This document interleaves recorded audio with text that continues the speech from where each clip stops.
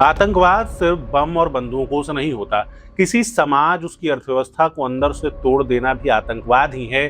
और जब आतंकवाद के किसी भी स्वरूप की बात हो तो उसके पीछे मानसिकता हमेशा एक निकल कर आती है। नमस्कार, मैं सौरभ कुमार, आप आयुध देख रहे हैं और आज की वीडियो में बात करेंगे कैसे भोपाल में बैठकर देश भर की अर्थव्यवस्था को तोड़ने का काम किया जा रहा था और क्या है इसका वेस्ट बंगाल कनेक्शन।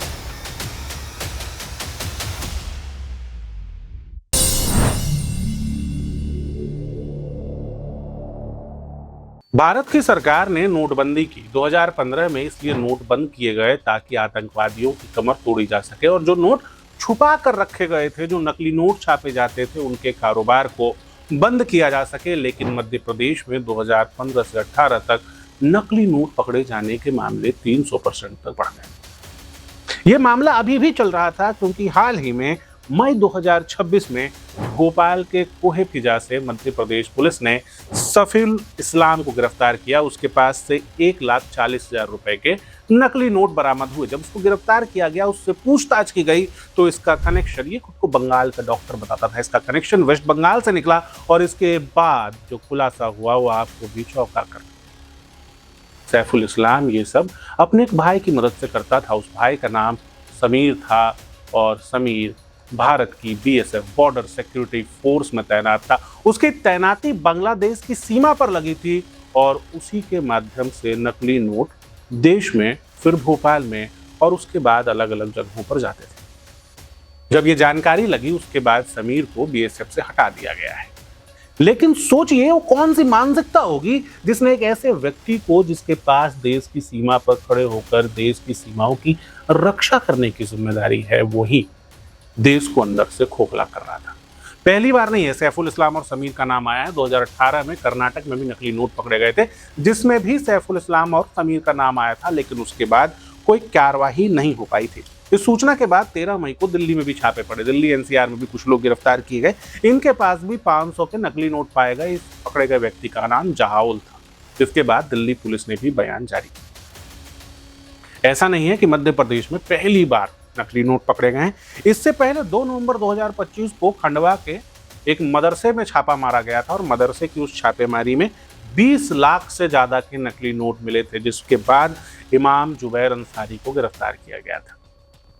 इमाम जुबैर अंसारी से जब पूछताछ हुई तो उसके बाद भोपाल का कनेक्शन भी सामने आया। भोपाल में भी कुछ लोग गिरफ्तार किए गए और बताया गया कि यह मामला इंटर स्टेट नकली नोटों के सर्कुलेशन का है। ये नकली नोट सभी 500 के डिनोमिनेशन में थे। इससे पहले भी जगह जगह से नकली नोट पकड़े जाते रहे हैं। लेकिन सवाल दूसरा है। सवाल है कि एक BSF का व्यक्ति भी देश के खिलाफ काम करता है। जब दिल्ली में बम धमाके होते हैं तो पकड़े गए लोग अनपढ़ गवार नहीं बल्कि डॉक्टर।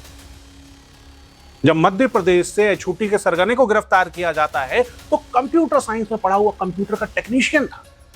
उसके साथ जिम संचालक भी जुड़े थे और ऑटो ड्राइवर भी। उसके साथ कबाड़ी वाले भी जुड़े थे और बच्चों को स्पोकन इंग्लिश पढ़ाने वाले भी।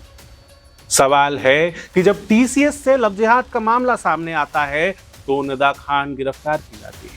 IT सेल की कंपनियों में ऊंचे पदों पर काम करने वाले लोग गिरफ्तार किए जाते हैं और उस निदा खान को AIMIM का एक काउंसलर अपने घर में छुपाता है। जब निदा खान को गिरफ्तार किया जाता है, उसके लैपटॉप की जांच की जाती है तो उसके लैपटॉप से सूचना मिलती है कि वो पाकिस्तान के संपर्क में थी। लगातार पाकिस्तान से उसे इंस्ट्रक्शंस मिल रहे थे कि लोगों को कन्वर्ट कैसे किया जा सकता है।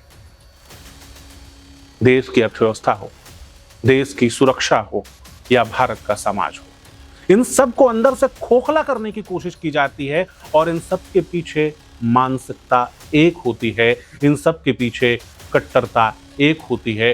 तो फिर ये सोचने की जरूरत है कि आखिर इसे कैसे रोका जा सकता है। इसे सिर्फ एक अपराध रोकना नहीं बल्कि एक साजिश रोकने के समान देखा जाना चाहिए। आपको क्या लगता है, कमेंट करके बताइए। इस तरह के वीडियोस हम आपके लिए लेकर आते रहते हैं।